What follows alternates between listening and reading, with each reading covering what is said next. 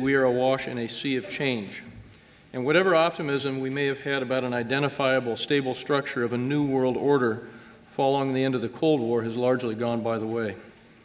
Indeed, a central insight of the pragmatic philosophers William James and Don Dewey and the progressive reformers that followed in their wake was that the only historical constant really is change. And rather than float with fate, it is incumbent upon thinking human beings to decide how to navigate in that sea of possibilities. That navigation is to be informed by systematic investigation and empirical warrant. Knowledge not for its own sake, but for its ability to sort through and sometimes even solve our most challenging real-world problems. In such, we are engaged these 2 days of the forum. The three main questions we have been and are addressing are, what are the trends of change in the international system? How do we value them, positively or negatively? And what shall we do? This panel has been asked to consider the first question, what are the problems we confront and how shall we understand their structures? And the third question, given this understanding, how shall we navigate? There's another contribution of the progressive movement to the peculiar strength and traditions of the American polity, and that's represented in the distinguished members of our panel this afternoon. Namely, the vigorous development of public and private universities, civil society, and a cadre of professional public servants, the interaction among these three groups, and the movement of individuals back and forth among the three. And as we have seen, real-world problems don't present themselves in distinctive disciplinary categories. There are no such things as political science problems. There are real-world problems on which different disciplines come to bear. And in this panel, we have economics, history, and political science represented, and probably some I don't know about. On to our panelists.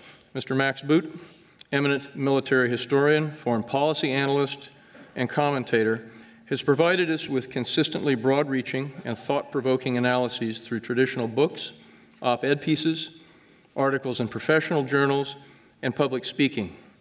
His Savage Wars of Peace has been influential in setting historical context for our present environment. Professor Henry Now of George Washington University's Elliott School of International Affairs has published widely on international relations and foreign policy in traditional academic venues. He's also served as a senior member of the National Security Council and as a special advisor in the Department of State. And finally, Ambassador Nancy Soderberg has served on U.S. Senate staff, in the White House as Deputy Assistant to the President for National Security Affairs, as alternate U.S. Representative to the United Nations, and has also served as a senior executive for the International Crisis Group. Presently, she is president of the U.S. Connect Fund and a distinguished visiting scholar at the University of North Florida. So our panelists, ladies and gentlemen. Max, would you care to start?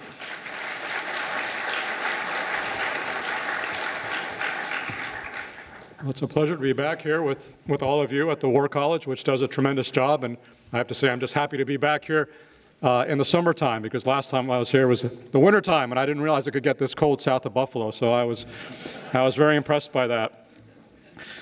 Now, our subject on the panel today is the structure of international politics. And it's pretty obvious what the structure of international politics has been in the post-World War II era. First, you had decades of bipolarity, and then, since 1991, you've had the unipolar world. And if there is a conventional wisdom about what the future is going to be, I think it is that the world will cease to be unipolar, that the 21st century will not be an American century, that we are seeing already, in fact, the post-American world, the Chinese century. These are some of the tropes one commonly hears about from those who discuss the nature of the international system. I would like to challenge those assumptions here today. If there is one constant throughout American history, it has been declinism, the notion that our best days are behind us. This was something that even the Founding Fathers thought, that they were not as hardy and not as strong as the pioneers who had arrived before them. And it has certainly been the case that for many decades in the past, in the recent past, the conventional wisdom among political scientists and international relations theorists and various other academics has been that American power cannot possibly last. The only constant we've seen, or the only change we've seen among this constant denigrating of American power, the only change we've seen is who the successor was going to be. It wasn't too long ago in the 50s and 60s that the conventional wisdom was that we were going to be overtaken by the Soviet Union, that mighty industrial monolith. Then, in the 1980s, we were told we were going to be overtaken by Japan. In the 1990s, it was the turn of the European Union. Today, we hear that China is going to be the power that knocks us off the pedestal. Well, count me a skeptical. There is no doubt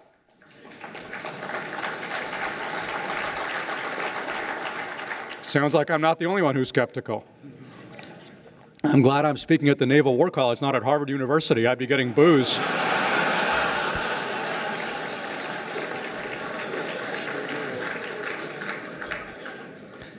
Well, as I say, I am skeptical, and although it sounds like I may not need to convince all of you in this room why I'm skeptical of those predictions of American doom and decline, I will nevertheless do so. Nothing as satisfying as preaching to the choir. But I will say, and I will get to this in a minute, I certainly don't take it as a given that America will be number one for all time to come. Clearly, our day will wane at some point. I just don't think it will be any time near soon, although I think there are some real dangers that we have to worry about. But first, let me just very briefly run over some of the sources of American strength, which tend to get ignored by the conventional wisdom, which holds that our best days are behind us. Start with population. And the fact is, the United States, this is a crucial source of strength, the United States is still a growing country demographically.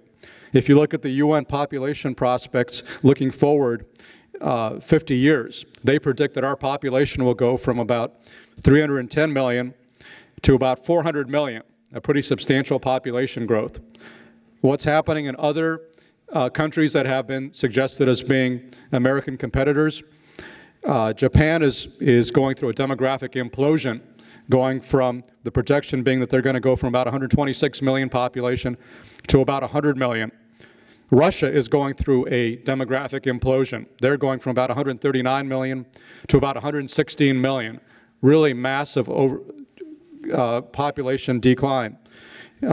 Europe, the European Union, is going through a population implosion, going from about 732 million population to projected 691 million.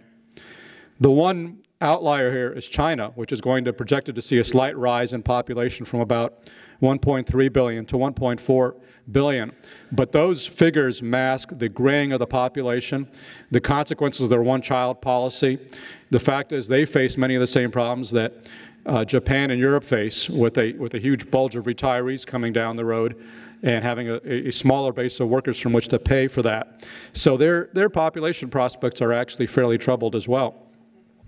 Then you look at economic growth. We've actually been more resilient in the last several years going through the recession and bouncing back out of it, even though we're still not out of it 100%. We've certainly been more resilient than Japan or the European Union. Our share, the American share of global GDP has stayed roughly constant, in fact, for the last 15 or so years. In fact, for a longer period than that, at about 25% of global GDP generated by the United States. Now, that's down from our highs immediately after World War II, when the rest of the world was devastated, but it's actually pretty remarkably constant that we've been at about a quarter of global GDP, while others, including some notable competitors, have been on the decline. With the European Union, their share of global GDP falling from about 25% to about 21% in the last 15 years. Japan falling off the cliff from about 18% to about 9%. What about the rising powers, the so-called BRIC nations, Brazil, Russia, India, and China, which are mooted as being the new potential superpowers in the world? They've certainly gone up, no question about it. But they've gone up from about 7% of global GDP to about 15%. So they're a long way from overtaking us. And I think there are good reasons to doubt whether they will, in fact, be able to overtake us. And when you think about why I think our prospects are good, let me mention a number of factors, including the amazing productivity and the amazing creativity of the American workforce, our ability to come out with new ideas that drive not just our economy, but in fact the global economy. Look at which country has produced the most Nobel laureates in the last 10 years. We've produced 67 of them. The European Union, and I assume, admittedly, that counts some who are less than genius level, getting it for political achievements more than scientific achievements. But nevertheless, I think the majority of those would certainly be counted as scientific and technological innovators. So 67 of those compared to 39 in Europe, so almost twice as many as Europe. And what about Japan, China, and Russia? They're really negligible. Japan has produced 8 Nobel laureates, Russia 4, China 2. 2 Nobel laureates from China in the last 10 years. I mean, that is a pretty significant statistic in terms of who is generating the new ideas that will drive the economy and the world forward. There's some other factors one can point to, especially those which we sort of take for granted, which is the incredible stability of American political institutions. In fact, I think this might be the biggest advantage we have over other potential rivals, in particular Russia and China. I mean, we sort of take it for granted that there is very little questioning the legitimacy of our democratic institutions. Yes, there are a few, crazy militia people running around Idaho, but it's really a negligible number. For 99.9% of the American people, they accept that the government, even when it does things they don't like, has a basic democratic legitimacy about it. It would be inconceivable for us to think about a coup occurring in the United States. I mean, that belongs in the realm of 7 Days in May and works of fiction. It's not reality. Many other countries around the world don't enjoy that kind of political legitimacy and stability. And in particular, when you look at Russia and China, their governments are about as illegitimate as you can possibly get, really hanging on by their fingernails, I would say, trying to assuage popular discontent with greater economic growth. But boy, if that economic growth slows down, watch out. And that is a huge advantage that we have over others, which I think we really need to pay attention to. And it's very hard to, put your finger on it, but you can, I mean, there are statistics one can cite, for example, the much lower level of corruption in the United States as opposed to, for example, China and Russia, where again, it's off the charts. But I mean, those will have, I think, very severe repercussions for the growth prospects of those other countries. I mean, I was talking not long ago with a manager of a large New York investment fund, and he's done business in China and India, and he said, I've just made a big investment in India. We're building a big real estate development in India. And I said, well, did you think about China as being the place where you're going to put it? And he said, no way. I don't have any faith in China's future. It can be taken away from me. There's no rule of law there. Why would I make that kind of long-term commitment in China? I have much more confidence in India, which at least has democratic institutions and independent judiciary. We tend to be so enthralled by China's growth rate that we lose sight of the potential obstacles to that growth continuing uninterrupted into the future. And I think there's, in fact, good reason to think that it will not continue, that a lot of these problems, underlying problems that China has having to do with corruption, nepotism, instability, all those things sooner or later I think will catch up with China, and it will not necessarily enjoy the kind of straight up the charts growth that it's enjoyed in the last several decades, starting from what is still, remember, a very low base, and still having to deal with issues of income inequality and very uneven growth. So I think there are good reasons to be skeptical of Chinese capacity in the future. And now notice I haven't even mentioned the most striking example of American dominance, which is our defense establishment, the establishment that all of you belong to. And of course it is striking that we spend over $660 billion a year on our defense, which is roughly as much as the rest of the world combined. I mean, I recently had a chance to travel around the world, basically hopscotching around American bases from the CENTCOM AOR to the PACOM AOR with a group of Council on Foreign Relations members. And, I've been to many of those places before, and I've seen them, but just to see them in kind of a compressed period of time is really an awesome experience. To go and see American bases in Bahrain and in Iraq and Kuwait, then see them from Hawaii to South Korea to Japan, all these different countries, all these different cultures, the one constant being how much they rely upon the United States military for their own protection. And again, that's something we take for granted, the fact that the entire world is broken up into American combatant commands. It doesn't generate much attention, much publicity. It doesn't really generate much protest most of the time. And yet there is nothing comparable. There is not a Chinese commander for Africa. There are not Indian generals running around East Asia trying to deal with the geopolitical situation there. I think the world sort of takes for granted the fact that the United States military, as much as anything else, is what keeps the global political and economic system in harmony. But I think that is something that people value, even though they don't often say it. They like to kick us in the shins. But at the end of the day, I think they're pretty happy that we're there, because there's a simple dynamic which prevails, which is that, of course, everybody resents us. You know, I'm from New York.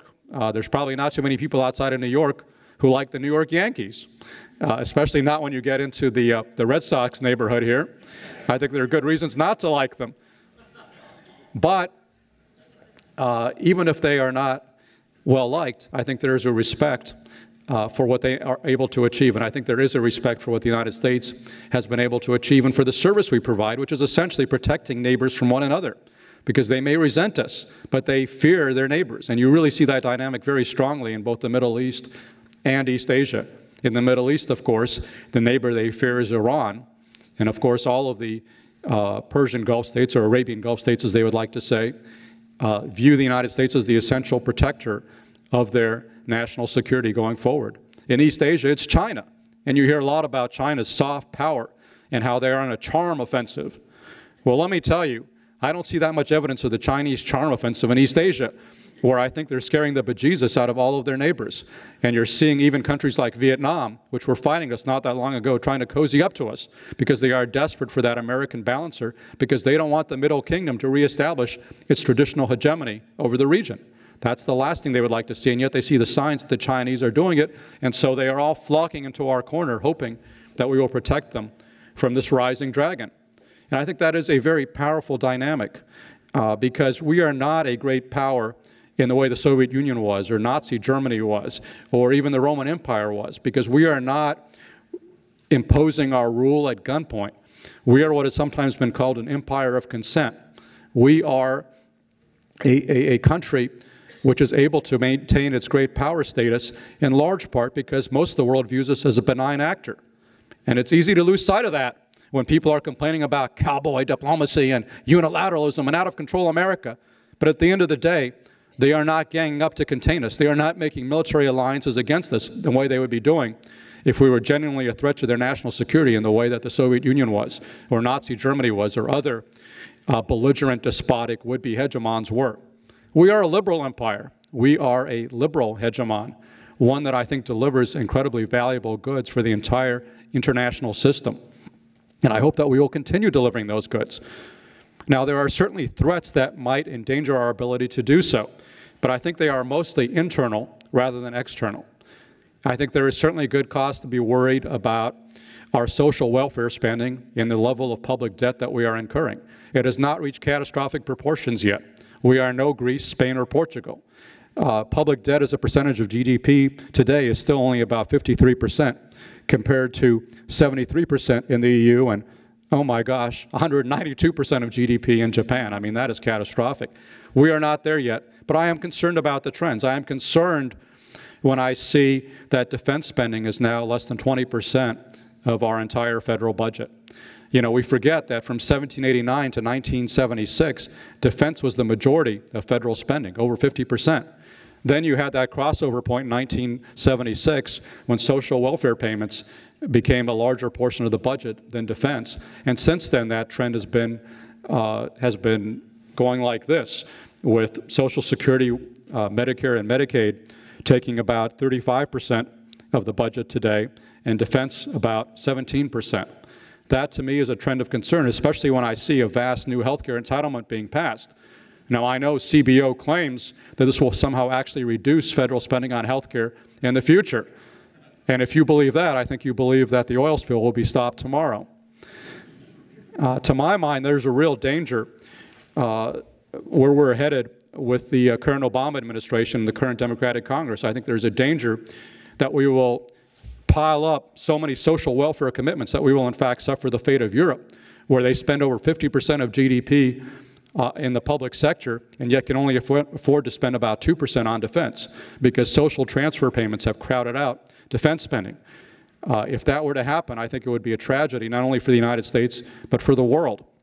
I don't think we can afford to spend less on defense than we're spending, even though the core defense budget has actually doubled in real terms since 2001. Our commitments have also expanded tremendously, and they will continue to be large. I mean, it's striking to me to visit with both the 5th Fleet in Bahrain and the 7th Fleet in Japan, and just to see the op-tempo that they have. And they're not actually at war. They're not at war in the way that Army or Marine troops are in Afghanistan or Iraq, but it feels like they're at war. They're out at sea all the time. They don't have enough ships to cover all the commitments they have. I mean, we take for granted what the U.S. Navy does, not only for us, but for the world, keeping the sea lines of communication safe, but it becomes harder and harder to do that with 280 ships, no matter how capable each individual ship is. It becomes harder to do that when your aerial refuelers are more than 40 years old. It becomes harder to do that, by the way, when the Army is about 550,000 active duty strength, down from its where it was at the end of the Cold War at about 710,000. I mean, those kinds of reductions in force size place tremendous burdens on the force, and we cannot afford to continue those trends in the future. So I'm alarmed and I'm concerned when I see Secretary Gates talking about the need for reductions in the defense budget, when I see on the domestic side of the ledger nothing but vast increases in spending, $100 billion for this industry, $100 billion for that industry. What about defense?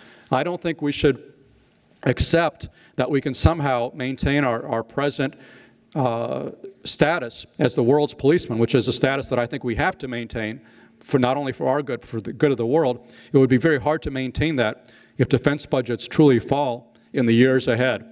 And I think it is really incumbent upon the services not to simply go with the flow, and to make clear that if the politicians want us to have all these commitments, they better put up the bucks to pay for them. And I don't see a lot of people saying pull back from the commitments. I don't see a lot of people saying pull out of South Korea, pull out of Japan, pull out of the Middle East. I don't hear a lot of that. I hear, in fact, people wanting more commitments. Deal with this humanitarian disaster. Deal with that earthquake. Deal with all these problems around the world. And I think we ought to deal with it. But the politicians have to come up with the money to pay for it. And we can afford it. Even now, we are still, even in the midst of 2 wars, we are still spending less than 5% of GDP on defense. That is a historically low figure. During the Cold War, we easily spent 78% of GDP. In peacetime, when we didn't even have a war going on, we can certainly afford to keep spending 4 to 5% or even more of defense. And I think we need to in order to expand the size of the Army and the Navy and take some of the strain off the current force, which has a lot of responsibilities around the world. As I say, I think we can afford to do it, and I think we need to be able to afford to do it. I don't think there is any inherent check upon American power other than the limitations we place on ourselves. But those limitations are real, and I get alarmed when I see my former colleague Peter Beinart, for example, with an essay out in the last few days saying it's a good thing that America is not going to be the hegemon it has been, applauding that.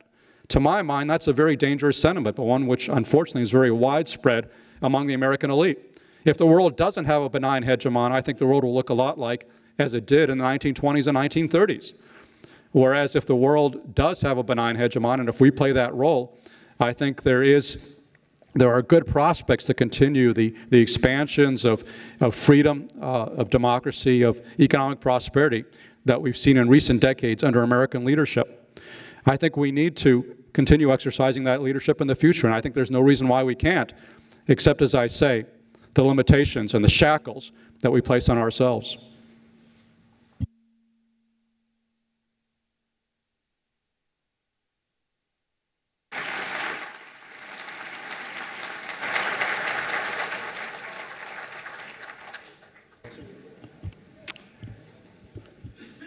Well, I too am delighted to be here at the War College, especially on this gorgeous day. Sorry, we're keeping you in this auditorium rather than out on the water. But I'm also delighted that I'm following Max Boot because I couldn't agree with him more. I wrote a book, in fact, 20 years ago called The Myth of America's Decline. I obviously didn't have much impact on the debate. because ever since, as Max points out, we've been debating a wave of declinist arguments almost every 5 years or so. And I'm a great optimist about America and about its resilience and about its society. And just back from a trip to China, and I left thinking to myself, I couldn't get on the Naval War College website from my hotel room in Beijing. And I thought to myself, how does this society think that it's going to compete with ours when the rubber hits the road? I mean, that kind of fear of your own people and fear of information and fear of dissent can't win, I think, over the long run. So I'm a big optimist. Now, I'm going to make an argument about the nature of the international order. That'll tie maybe some things together that Max said with what you were talking about this morning. And I want to suggest that I don't think anything really fundamental has changed in terms of how the international order works. I'm going to be a skeptic that somehow or other technology changes things radically. If I were to tell you that we just had a major communications, a major resource, a major transportation revolution, I could be talking about 1910, or I could be talking about 2010. We've had massive technological changes in the past, but our conception and thinking about world order, I don't think has changed all that much. And what I want to do is I will oversimplify to some extent, but I want to try to lay out two fundamental ways of thinking about the international order. One is a jigsaw puzzle view of the world, where our primary task, we view our primary task as one of solving problems, sitting around the table together, putting a jigsaw together, figuring out how the pieces fit, how to manage the problems that we share in common.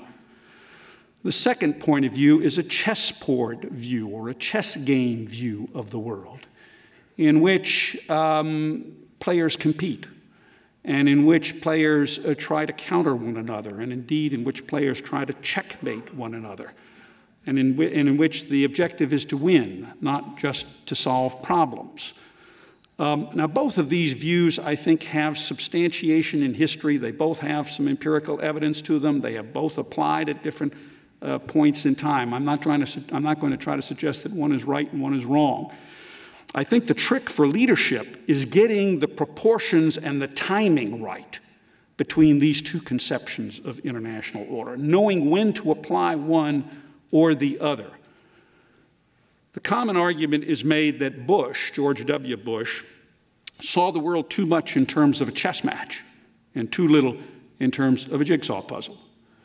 I want to suggest that Barack Obama may be making exactly the reverse mistake. He may be seeing the world too much in terms of a jigsaw puzzle and too little as a chess match. Now, few presidents have actually gotten this relationship between these two ways of thinking about the world right. Successful presidents have. I'm currently looking at 4 in my own research: Thomas Jefferson, James Polk, Harry Truman, and Ronald Reagan. And frankly, my champion so far is James Polk. Much understood and under-researched American president, but I'll suggest at the end of my talk why he comes out, I think, on the top of this list, with Ronald Reagan, by the way, very, very close behind. Now, what about this jigsaw puzzle view of the world, and how does Obama's approach reflect primarily this point of view up to this stage? 4 propositions define this jigsaw puzzle view of the world. First, problems in the world are believed to be created by material, not moral shortcomings or failures. Resource use, such as fossil fuel consumptions, threatening the planet. Weapons and the spread of the diffusion of weapons material, such as loose nukes, are encouraging violence or could encourage violence. Economic growth is inadequate to alleviate poverty, which in turn breeds terrorism. And interdependence lags, such that multilateral institutions like the UN and the International Criminal Court and other international institutions lack the capacity to manage global problems effectively. At the United Nations last September, Obama made clear that these material or physical threats constitute his view of the primary challenges facing the United States. He identified 4 pillars, as he said, of U.S. engagement in the world. 1, nonproliferation and disarmament. 2, the promotion of peace and security, stability. 3, the preservation of our planet. And 4, a global economy that advances opportunity for all people. Now, in his national security strategy, released just 2 weeks ago, he repeats this litany. First, countering violent terrorism and insurgency, stability. Second, stopping the spread of nuclear weapons and securing nuclear materials. 3, combating climate change or changing climate. And 4, sustaining economic growth and helping countries feed themselves.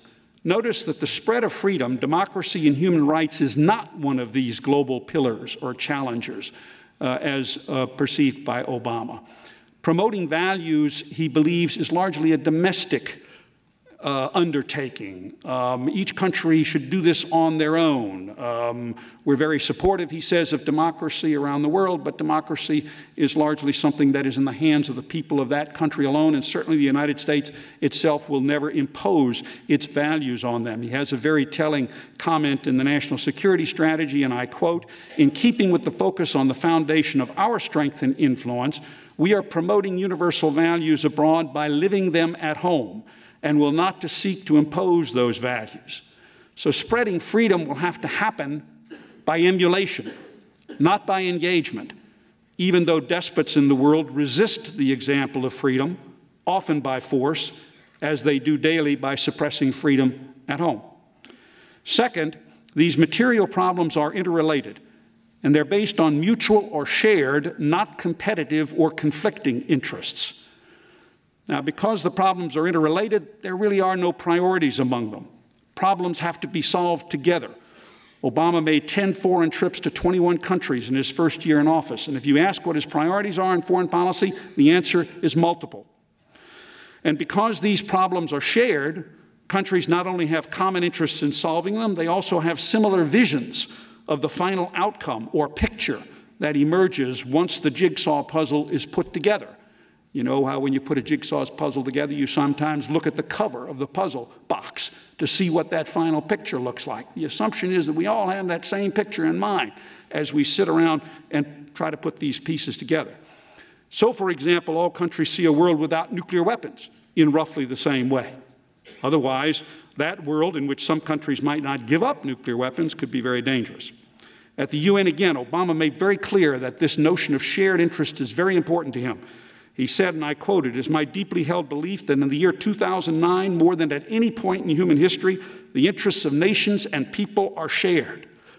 In Prague, he warned, this was earlier in the summer last year, he warned, or in spring, I guess it was, he warned against emphasizing separate or sovereign interests.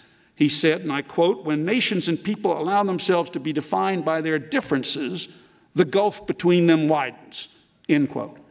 Shared interests trump sovereign interests.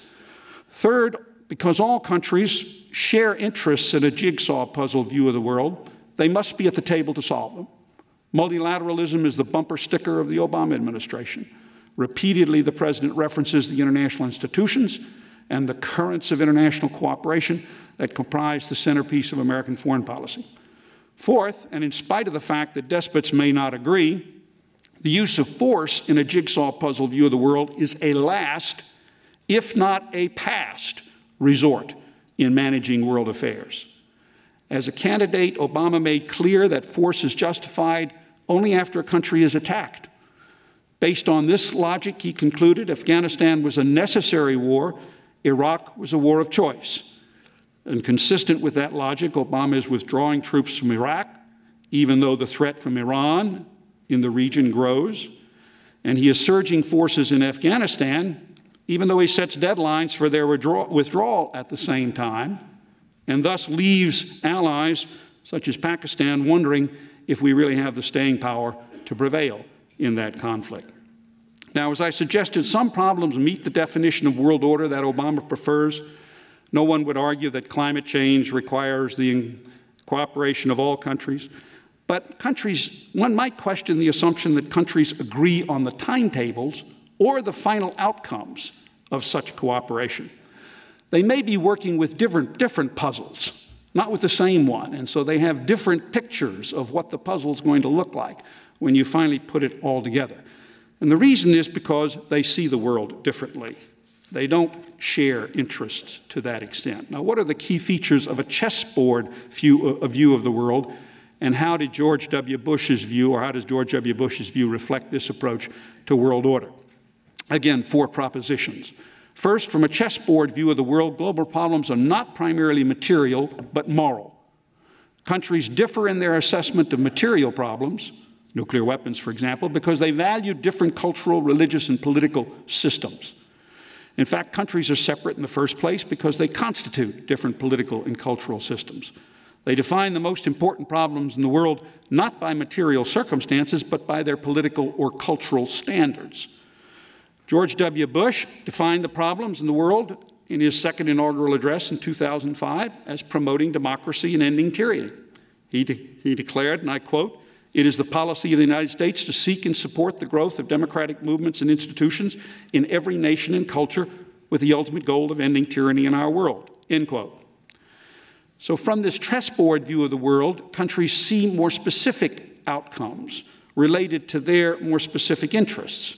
China, for example, sees the world problems not in terms of solving global warming, but in terms of advancing the economic prosperity of the new Chinese nation. Second, from a chessboard view of the world, interests are not mutual and shared, but sovereign and competitive. Each nation would like to live in a material world that shares more of its sovereign standards and solves problems in ways that advance its cultural and political influence. Thus, while the United States seeks to spread political standards of human rights and democratic systems, Russia and China would prefer a world that is more sympathetic to authoritarian governments, and they oppose interventions in sovereign nations to advance humanitarian or political goals.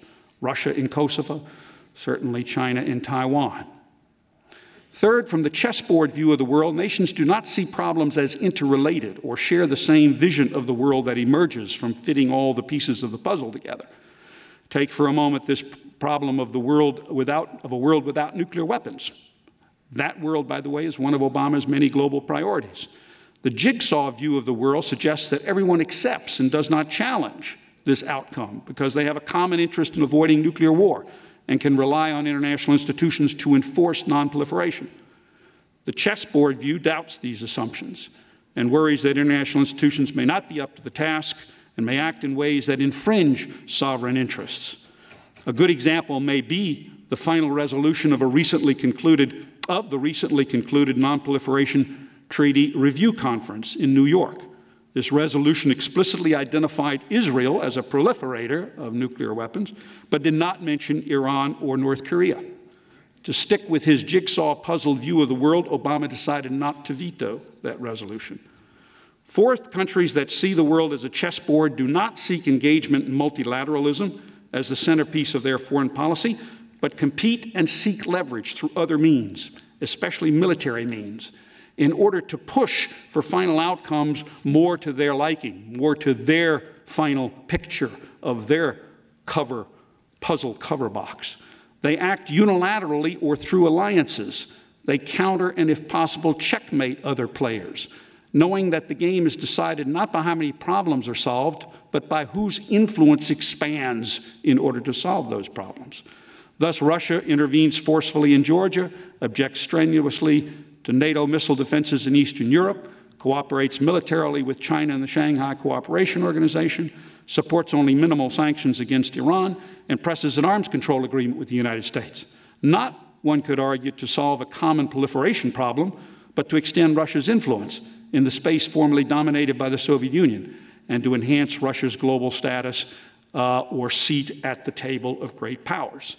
Similarly, China develops a blue water navy, supports an erratic North Korean regime that sinks a South Korean naval vessel in recent months, calls for an Asia free of alliances, meaning U.S. alliances.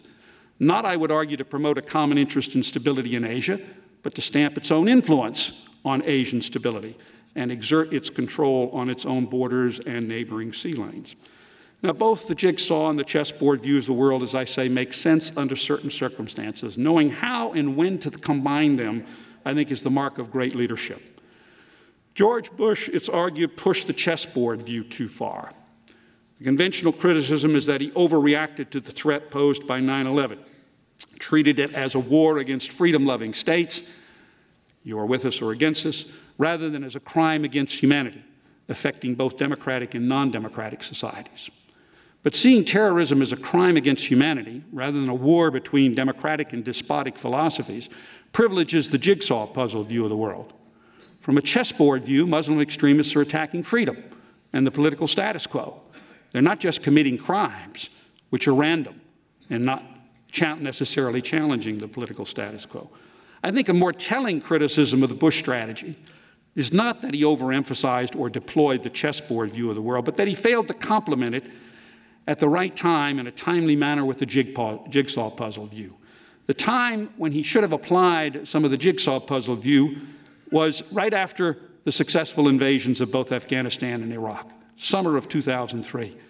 That was the moment to use the leverage gained by military force to structure a multilateral approach to both the Middle East and South Asia that would have advanced the cause of both freedom and stability.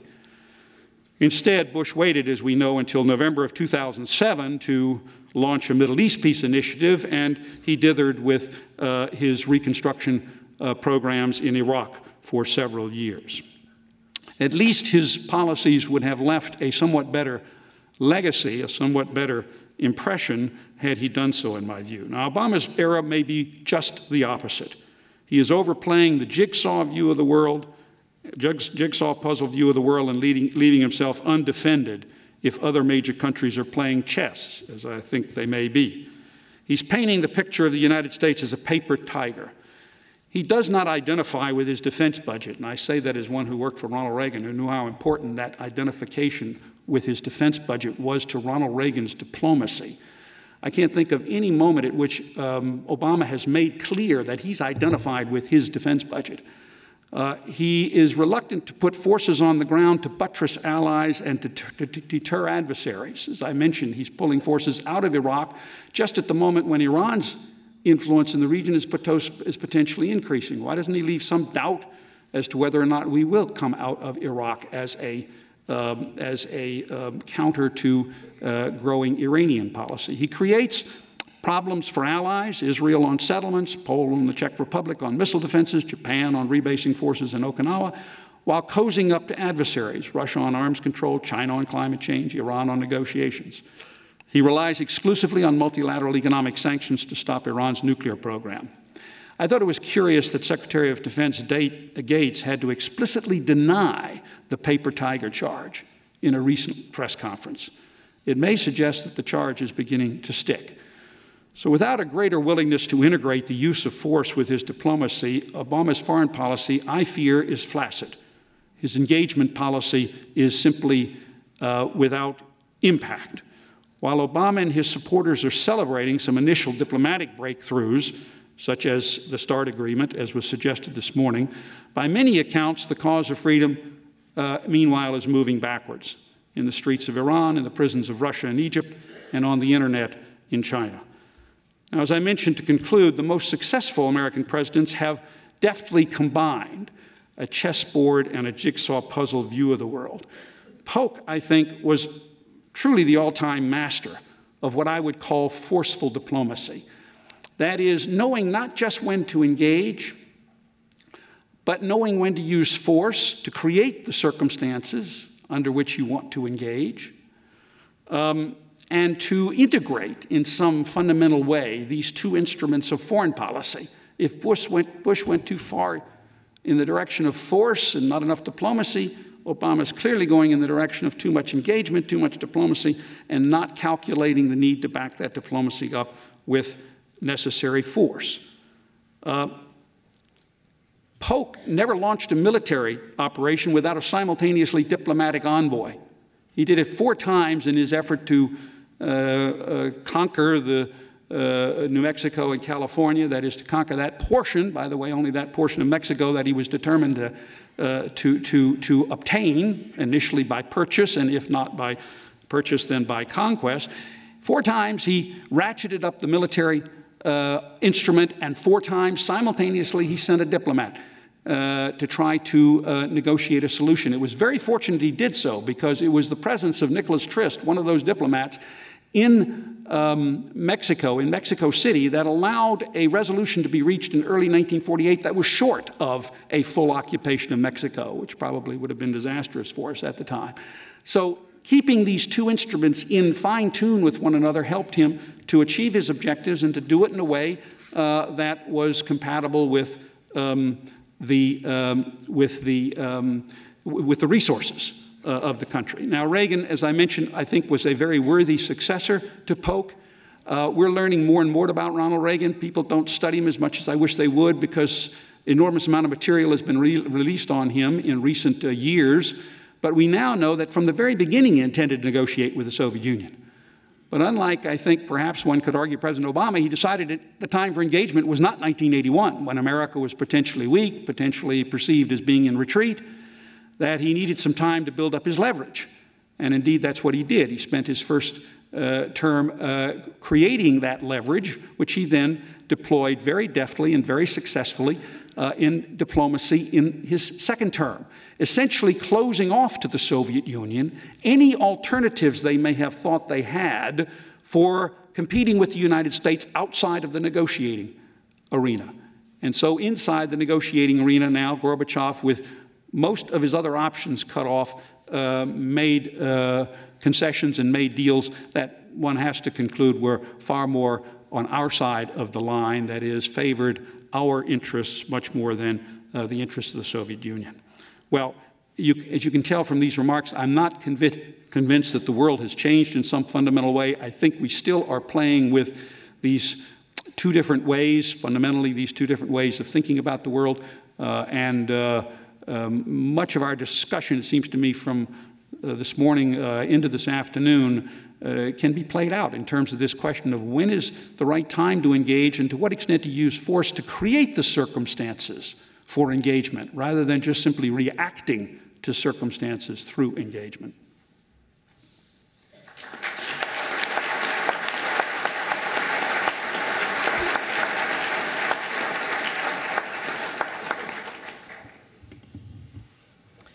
Well, first of all, I want to thank the Naval War College for pulling together what is a fascinating 2 days of current strategy forum discussion with a wide range of views and interest, and to commend Rear Admiral Phil Weisskopf for his leadership in this, and also for giving me a chance to see your provost, who's an old friend, Mary Ann Peters.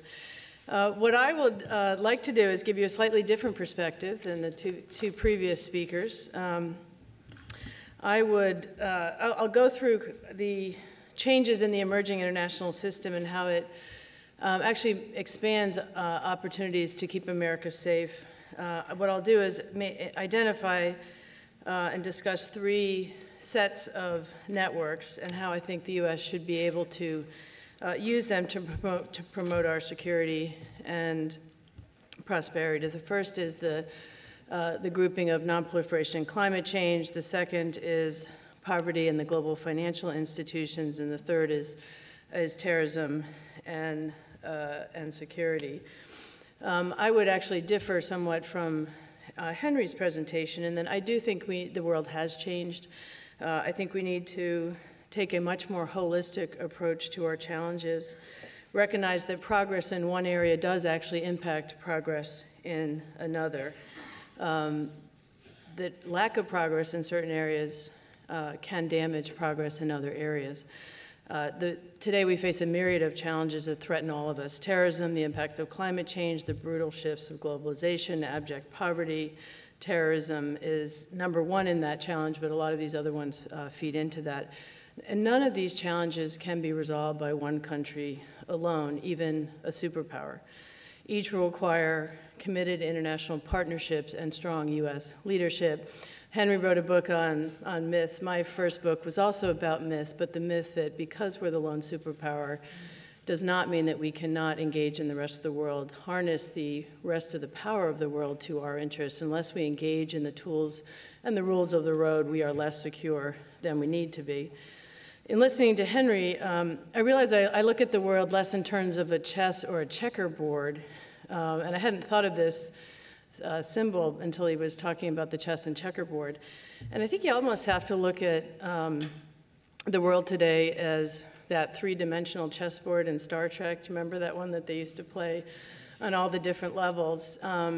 You have to almost do all at the same time. And yes, it would be great to be able to go back to the Cold War. We only had to worry about containing the big powers and the balance of power between Russia, then the Soviet Union, and China.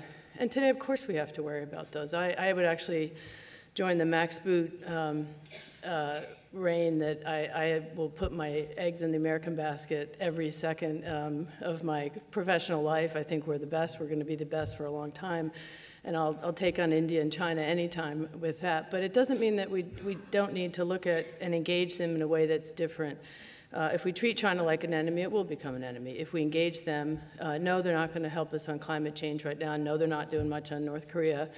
But we can't force them to do that unless we want to invade and occupy them, and no one's recommending that. So you need to work with them and harness the global energy to move that. What I'll do is go through some of these challenges and explain what I mean by each of that. First on the nonproliferation and the environment. In each of these, you have global rules of the road that can keep us safer and make us more prosperous. And the two are interlinked. What happens on our climate change, on our nonproliferation area is going to have an impact on our environment and vice versa. I would actually take a different view on Obama's nonproliferation policy.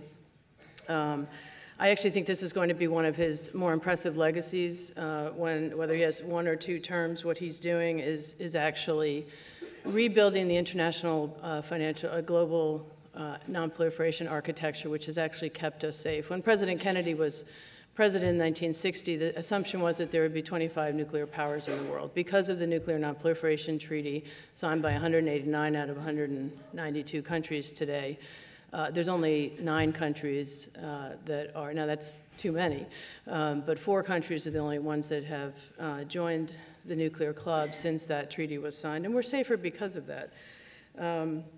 What it means is that you need to look at what our intelligence says, and every intelligence report, President Bush said this regularly, that the gravest threat that we face today is that the next 9/11 will include weapons of mass destruction. Imagine 9/11 if those planes had chemical or biological, God forbid, nuclear weapons. It would have been tens of thousands, hundreds of thousands dead. And yet the reason that you've had two weapons of mass destruction attacked by terrorists in the history of recent history. One is the sarin gas attack in the Tokyo subway in the mid-90s, and the other is the anthrax attacks here in the United States. That's it, which is a pretty good record if you think about it. We know that Osama bin Laden and al-Qaeda are looking for nuclear weapons. They put it openly out on their website. It is in our direct national security interest to make sure that we secure, lock down, and reduce the number and purposes of nuclear weapons in our efforts. And that's exactly what Obama has set out to do.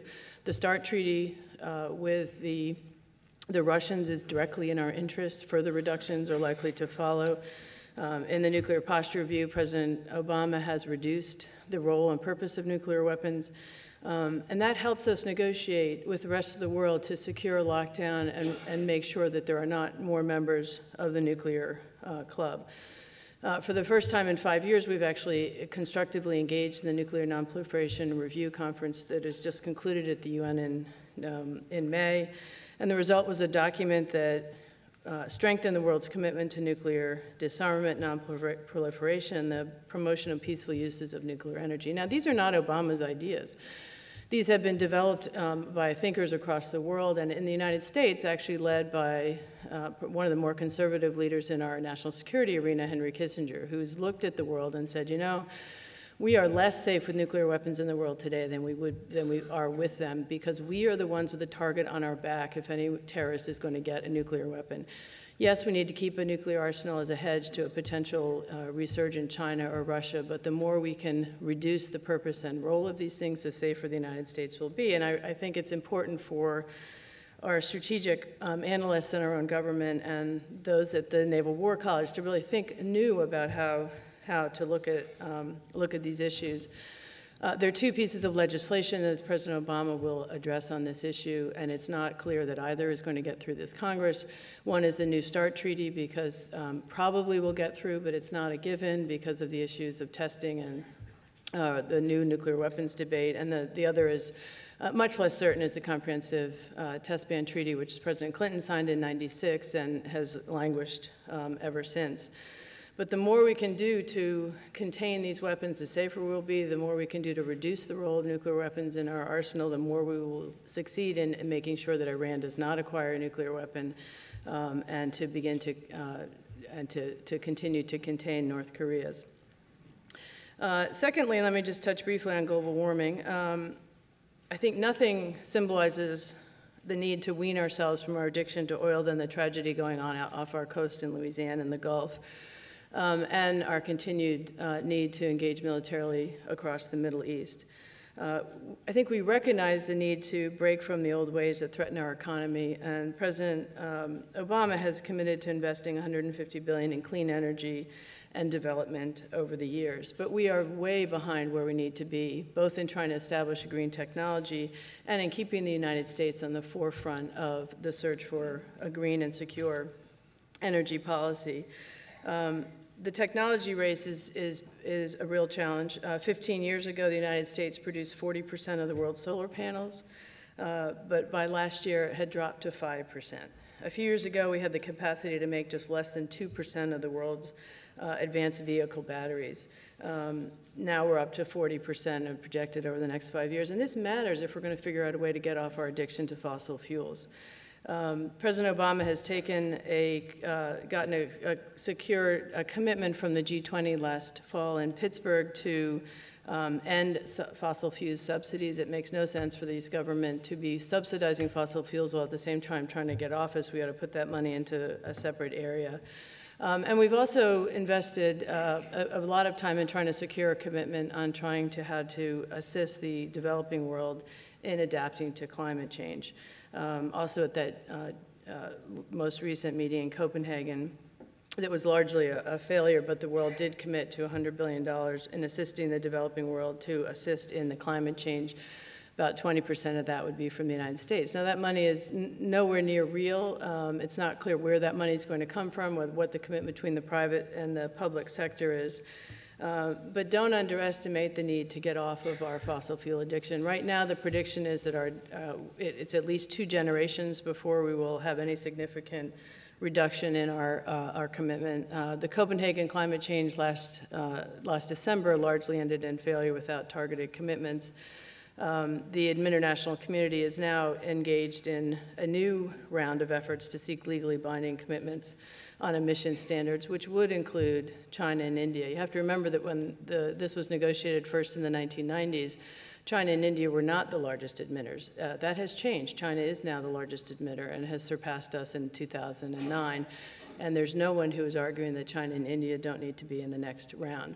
The next coming up meeting is in Mexico, in Cancun in November. I don't know anyone who is particularly not optimistic about it, but global thinkers, when you're looking at emerging patterns, need to recognize that this is directly in our national security council.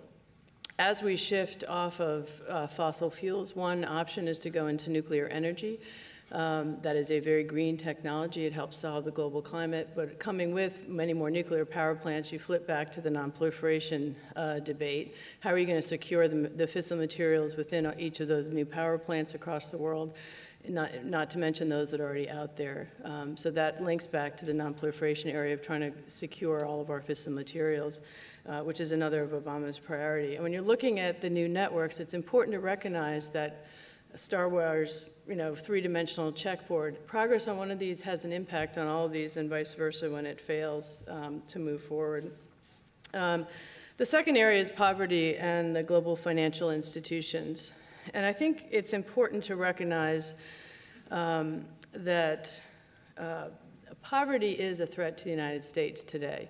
If you look at where the immigration is coming from, a lot of it is driven by poverty. And where do they go? They come to the United States. We have a broken immigration system. All of this is interrelated. The UN has set forward Millennium Goals to try and cut poverty in half by 2015. We're nowhere meeting it. We also have to recognize that the poverty breeds conflict. If you look at the studies of 164 violent conflicts of the last 2 days, they were concentrated in poor countries and took place within states, not between states. And these are the very same environments where terrorists can take hold, where there's lawlessness, criminal networks, terrorist networks, drugs, human traffickers can set up shop. If you look at what's happening in Sudan, Somalia, Chad, the worst areas of the conflict in the world today, that's where the terrorists are getting their next foothold.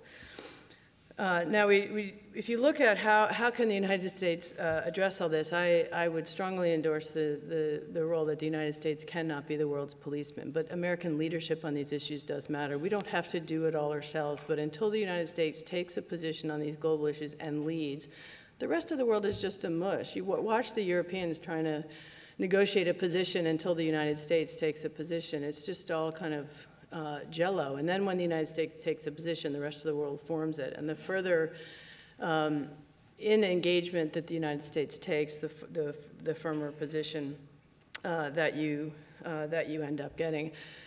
There is a UN proposal out there to try and have a certain percentage of our GDP established for every country to do it. It's less than 1% of our GDP. It's 0.7%. Only the Northern Europeans do it. This is a continual debate within the UN. The U.S. is at about 0.2%, and would not take a whole lot for us to get up to that 0.7%, less than 1%. And the leadership on trying to address some of these poverty issues would help reduce those poverties, the conflict, and that lawlessness zones across the international community. The other area which would help greatly in reducing poverty reduction is to revive the Doha trade round, the poverty reduction development round that was started in Doha in 2001, essentially to have a worldwide reduction of agricultural products, agricultural subsidies around the world. This would be the biggest poverty reduction step in human history, probably, not so much for the lower billion, but that middle 4 billion people in the world could help lift a great number of them out of poverty. Unfortunately, the politics of taking on the entrenched interest, cattle, sugar, agriculture in the middle of a global recession means that the Doha round is absolutely dead. My own prediction is that it will not be taken up until 2013, regardless of who is president. In the lack of any progress on the global trade rounds, there are areas that we could be looking at now which we're not really focusing on anywhere near enough, in my view. As the developing world grows, we need to be prepared to embrace it, to manage it, and make sure that our own policies are adjusting it. That means for the BRIC countries, as Max Boot mentioned, Brazil, India, Russia, and China, we can't fear their growing prosperity, but we need to engage it and help manage it in the right direction. I will always put my bet on the United States of America winning a fair game, and I'm sure that if we can make sure that the level playing field exists by engaging the global rules of the road, I'll put my money on America winning that battle anytime over the Chinese and the Indians and others. But to do that, we need to engage the global international architecture, the IMF, the World Bank, the UN, try and work to get some of these trade preferences down. And sort of take on and manage the entrance of these major developing countries. There's 300 million people in the United States. In the last 10 years, 300 million people in China have risen out of poverty. There's more middle-class people in China today than there are in the United States. Let's get in there, manage it, and beat them at their own game. One way of addressing these issues is to update the international financial architecture that better reflects the developing world and enhances the consideration of the growing strong economies, Brazil, India, South Africa, many of the G20 countries. The global economic crisis, which has been going on for 2 years, coupled with this rise of the BRIC countries, has really brought to surface major deficiencies in the international economic system. And what's part of Obama's challenge here is to engage the international system and try and update it to the 21st century. What he's done is elevate the role of the G20 in Pittsburgh last year, but it's not at all clear what that means. Does it mean the G8 goes away? Does it mean you have that middle round of the G13 that meet, or does it mean that the G20, the G13, and the G8 all meet sequentially? None of this has been worked out. What you need to do is have the U.S. take the leadership in looking at constructive engagement in the international financial institutions, alternative proposals for trade, such as export orientation, exported orientation production for the developing countries, new financing for developments, U.S. leadership on trying to have global accounting standards. I want to know what China is doing in Africa when it's buying up the resources. You can't go to Africa today without looking at one of the corrupt countries that has the huge marble palaces that China built, or the soccer stadium built by China. What are they taking out of the country for that investment, and who's lining their pockets with that? And I want a global economic standards that has trade investment so that I'll know what China and India and the rest of the world are doing in some of these developing countries. That will not happen without U.S. leadership in trying to engage and manage. Let me touch briefly on the UN. Obama has actually, I think, successfully engaged the UN. Now, I worked at the UN for 4 years as one of the ambassadors there, and then in the nonprofit trying to engage it. The UN is a mess. It has many problems. And today, if we tried to create the UN, I don't think our Congress would agree to it. Our American people wouldn't get the rants that you'll hear on the TV and radio talk shows make it sound like they're the most feckless organization in the world. And you never hear about the good things the UN does. But if you look at the UN today, it has the second largest deployed military in the entire world. Over 120,000 troops in 16 operations around the country, addressing the very problems that threaten the United States. Does anybody know that in the United States? Do you ever hear about that on Rush Limbaugh? No. But it is true, and we need to engage the U.S., needs to engage the UN. And to their credit, actually, I've been running a conference every 6 months between the UN and the Pentagon, which started in the Bush administration, of how the U.S. can help the UN do a better job in peacekeeping, because the U.S. recognizes that if the UN is doing it, we don't have to do it. It's a lot cheaper if the UN does it. It's 12 cents on the dollar for every U.S. soldier, for every U.S. peacekeeper out there. It's a lot cheaper, and we don't have to do it. And we're a little busy today in Afghanistan and Iraq. And we need to re-engage the UN, not just in paying the arrears and joining the very feckless Human Rights Council, but in trying to update the architecture of the United Nations, too. The UN Security Council reflects the world as it was in 1960. There was a real effort in 2005 to expand it. There was agreement on Germany, Brazil, Japan, and Germany, Japan, India, and Brazil joining it. The agreement fell apart over the African country, which they couldn't decide between Egypt, Nigeria, and South Africa, and over the veto. They need to get back to that deal, expand it by 7, and have it at least become a little bit more legitimate. Lastly, let me just touch base on terrorism and security. We've heard a lot about that from the other speakers, so I'll just touch on it quite briefly. I don't quite know where Henry gets the idea that Obama doesn't ever want to use force. First of all, he's the one who took and endorsed George Bush's time frame to wind down our operation in Iraq. It was George Bush's time frame that I think Obama rightly took on, and I think Iraq is actually going to work out just fine. I think we will be able to keep to that timetable. There'll be bumps in the roads, but ultimately I think Iraq will be stable and less of a focus of our troop commitments there, although I think we'll be there in some form for the time to come, but nowhere near the levels that we have now. Iraq, however, is going to look good in terms of Afghanistan. I think Obama was right to increase the troops in Afghanistan. He hasn't put a deadline on the troops there. He suggested that we can reduce the surge in 18 months, but he's made it clear that we're going to be in Afghanistan for the foreseeable future. And I think that's the right strategy. We cannot just pull out of Afghanistan. However, it's not a military solution. We do need to continue to capture and kill the al-Qaeda elements that are there. But over time, if you look at Afghanistan, it's going to be a long-term development program. We have a 28% literacy in that country. You have a president who's corrupt, who's the mayor of Kabul. He doesn't control the whole country. 50% of the GDP comes from opium, the opium trade. What you really need to do is have a 2-generation development program in Afghanistan. The best summary I've heard of the definition of success was by a general that I heard speak a few years ago, that we will be wildly successful in Afghanistan if we can leapfrog the country from the 14th to the 17th century. And that strikes me as about right. which is not the definition of a Jeffersonian democracy, but it's, I think, about where we are. It is clear that Obama is going to end up handing off Afghanistan, Iraq, and of course Pakistan, the flip side of Afghanistan, which is even more dangerous, to a successor. We're not going to be done in either country by then, but I think they'll both be in a better place. Let me end with just the last plea on trying to look at the world as a multidimensional and interrelated chessboard. We have to do a better job of managing the global revolution that is coming on. We can't fear it. We can't hate the immigrants who are coming in this country. We need to manage it better. We need to embrace the trading relationships. We can't.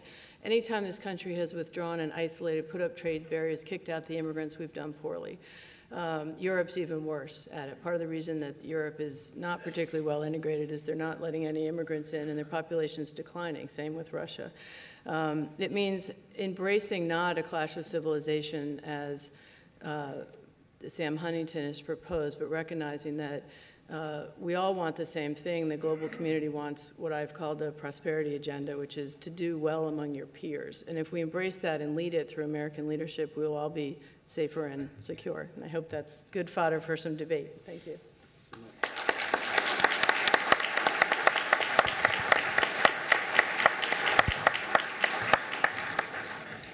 Okay, we have some time for questions. I would remind you to use the microphone, as I neglected to earlier. And also, if you have a specific panelist that you'd like to address the question, please indicate that. Sir, right here. My name is Jerry York, and I want to address my question to Henry and to Max.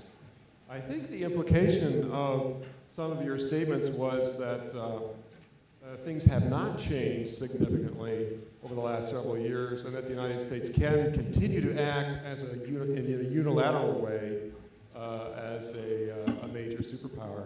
And I guess my question to you is, given that earlier today it was indicated that in 2000 our total debt was $6 trillion, and in 2010 it's now $13 trillion. Do you think that signals any change in how the U.S. can wage its diplomatic and foreign policy?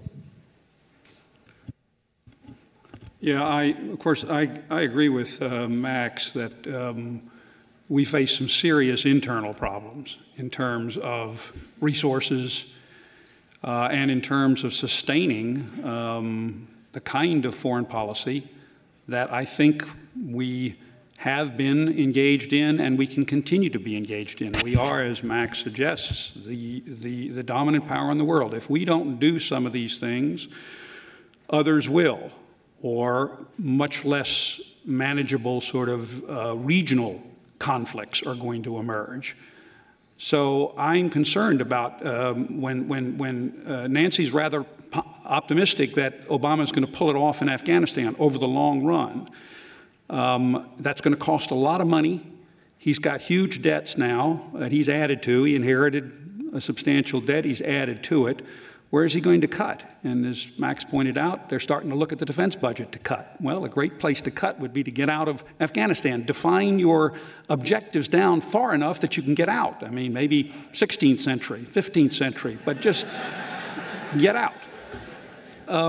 So I worry about that. He's going to, we have limited time. I think the American people are not that patient for long wars, for long drip wars. This is something George Bush forgot.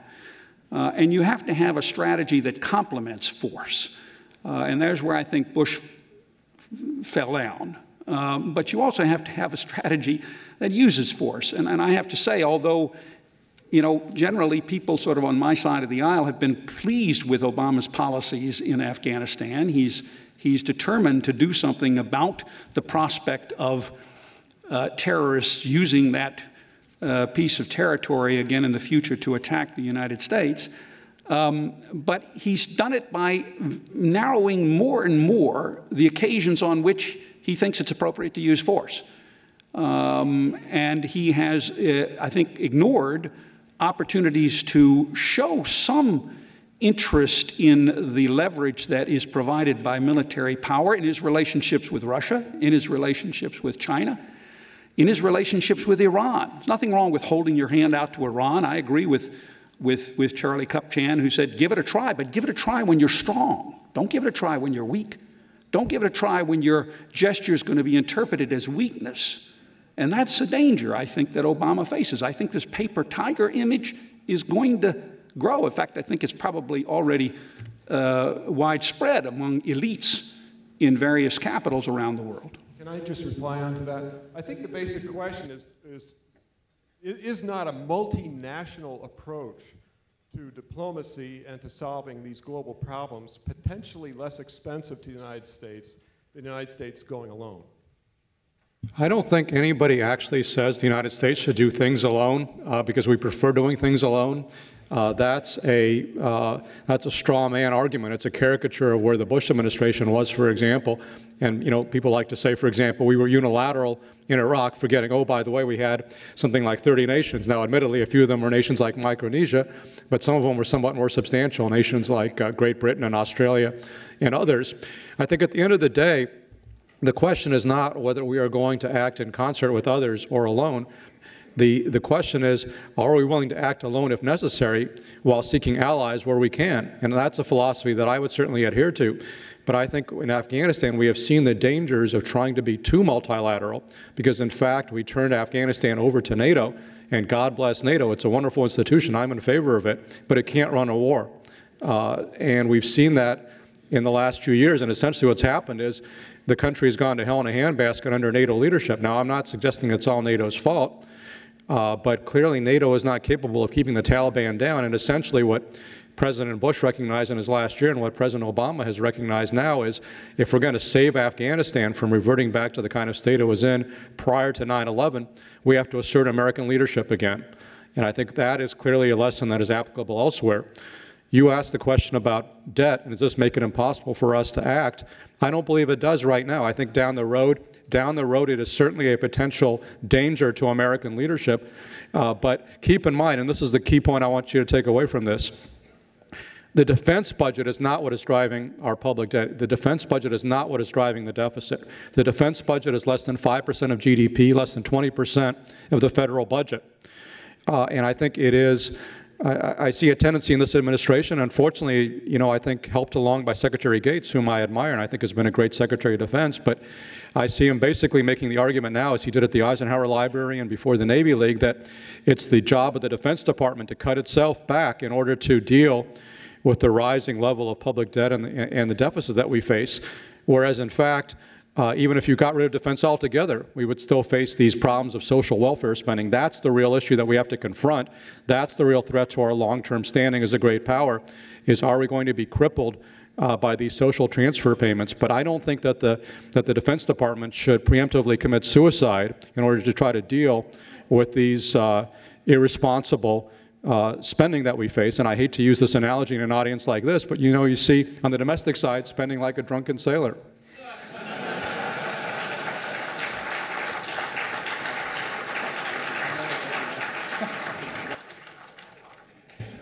Let's see, who do we have for another question? Gentleman in the far back. There's a guy standing waving all the way over there, too.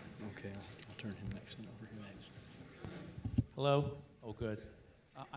I'm Michael Fay. I'm a member of the foundation. I'm surprised not to have heard more about North Korea today. There was an incident a few weeks ago in which a South Korean naval vessel was sunk, apparently by a North Korean torpedo. I'd be interested in hearing from Max and Nancy, because I think your views overlap the least.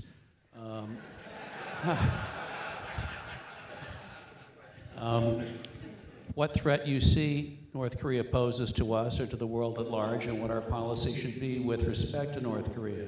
Thank you. Well, I was actually in South Korea a few weeks ago, and they're obviously dealing with a very severe crisis from this insane regime armed with nuclear weapons, which is located to its north.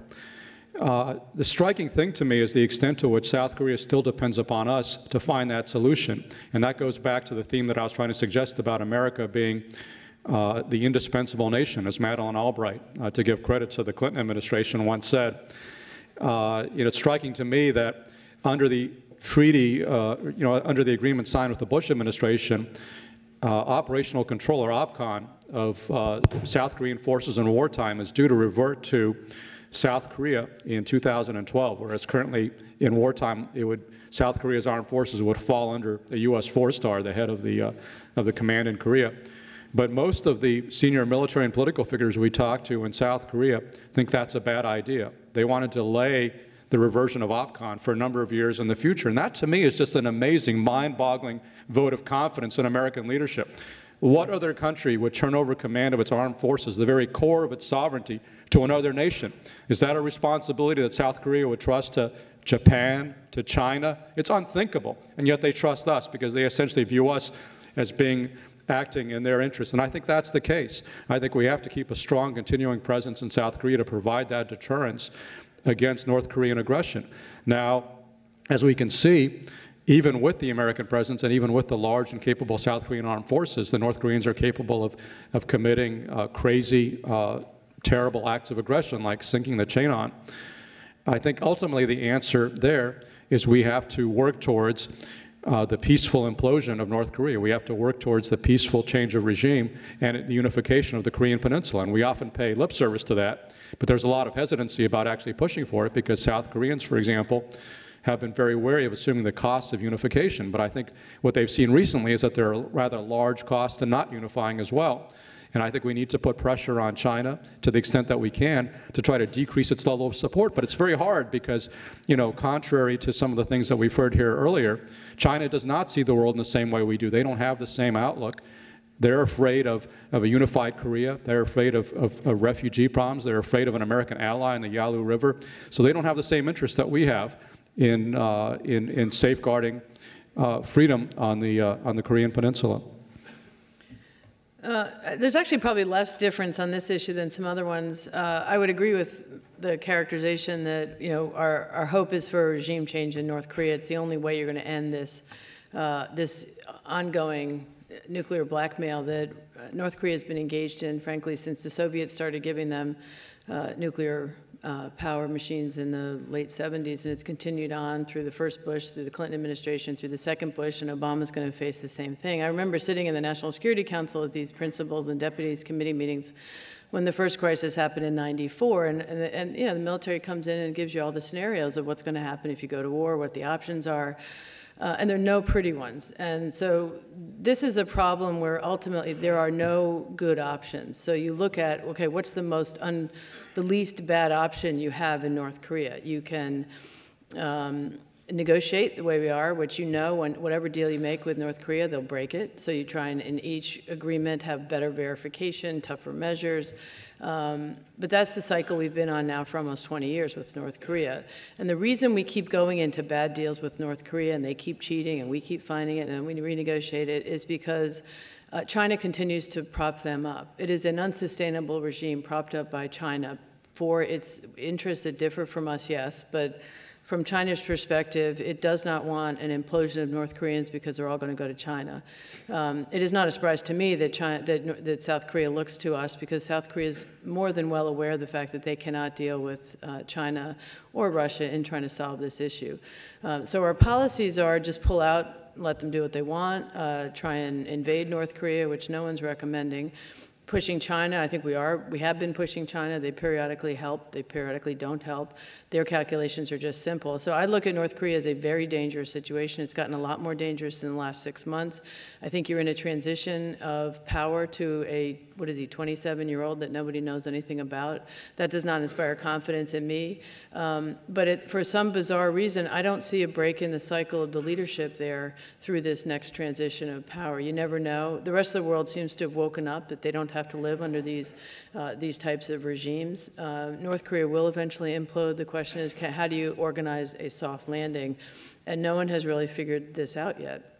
So I don't think you'll see a huge change one way or the other on this issue, but I think it is one of the more dangerous issues. I think the reason it didn't come up is because I don't think any of us have any brilliant ideas of how better to do it other than more of the same.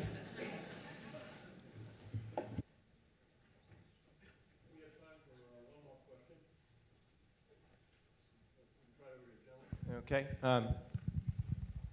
For Dr. Boot and the other panelists, and Don't get me wrong, I respect the gentleman very much, but I'd be interested to hear the panelists discuss how the Secretary of Defense can justify acceptance of his title when he fails to champion an adequate defense budget. And I'd be interested to see a show of hands from my fellow attendees, how many favor a larger Navy rather than a shrinking Navy.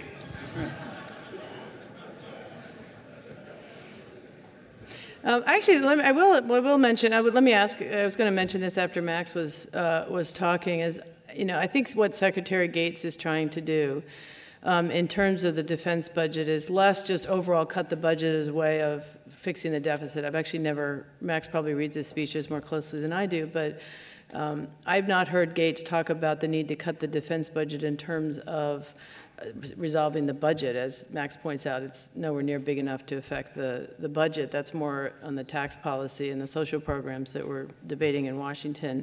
What Gates is trying to do is modernize the force to ensure that we don't have systems that were built for the Cold War and taking on some of the entrenched industry operatives in that area. And he's frankly trying to get out of a lot of the foreign policy role that ought to rightly be in the State Department. There's a big debate in Washington of how do you reshape the civil-military balance. Over the last 20 years, the Pentagon has taken on all the peacekeeping missions, all the training, all the police work that frankly should be in the State Department.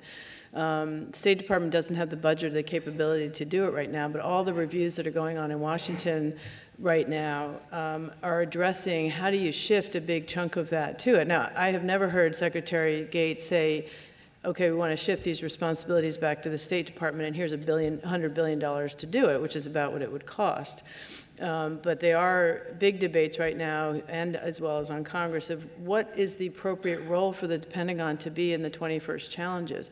And that's going to require some tough choices, but it's not driven by a desire to cut the budget so much as a desire to bring the military into the 21st century. I think the Navy has a key role in that. China is going to be a competitor of ours in the next few years. We're going to have to watch what China's doing. China's building a Navy. It's still puny in comparison to ours many times over.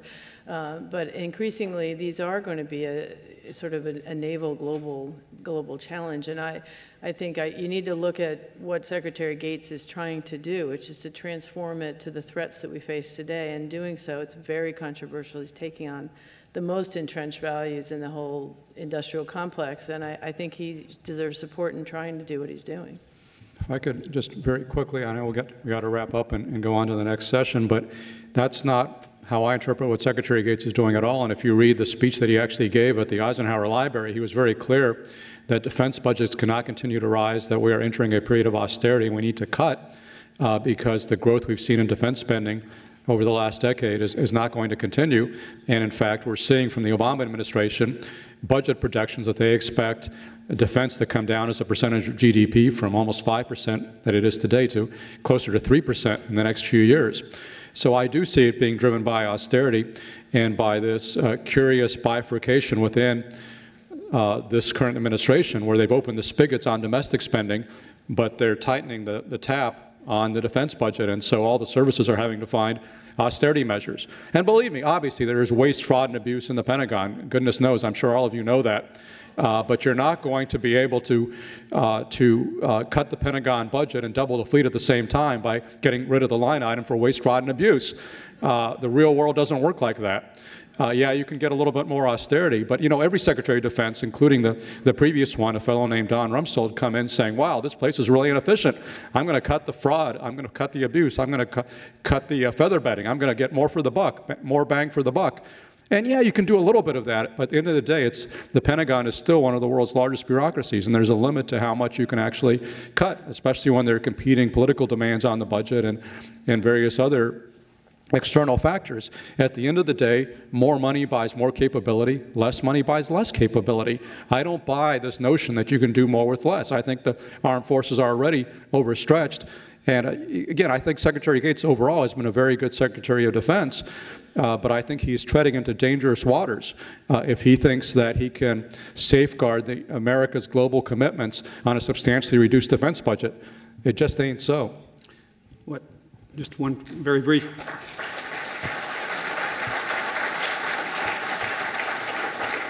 Very brief addition to that. I mean, what worries me about the whole debate is that Secretary Gates is in the headlines. Where is Obama? Obama has outsourced his defense budget. From the very beginning, I remember there was a moment last spring where Gates didn't go to a NATO meeting. Can you imagine? A Secretary of Defense did not go to a NATO meeting because he was responsible for shepherding the initial sort of defense budget through Congress. Obama went to bat to the tune of $1 trillion to support domestic health care. Where is he on the defense budget, which is the absolute bedrock underpinning of your foreign policy, as I've tried to suggest? I think he's outsourced it, and that worries me more than anything else, because the domestic pressures are going to eventually overwhelm Gates or anyone else without presidential leadership on this question. And admittedly, I agree with Max, by the way, that you can cut spending. I was in the Reagan administration when we did, the services loved us. I had a brother who was a career military officer at the time, and he used to send me little notes all the time saying, Henry, keep it coming, keep it coming. Our golf courses are looking great. We got the best mulched gardens you can imagine. So we can all cut back, but it's a much broader issue here having to do with priorities and who's in charge and what does the defense budget mean to Obama, and where does force play a role in his overall approach to foreign policy? That's my concern.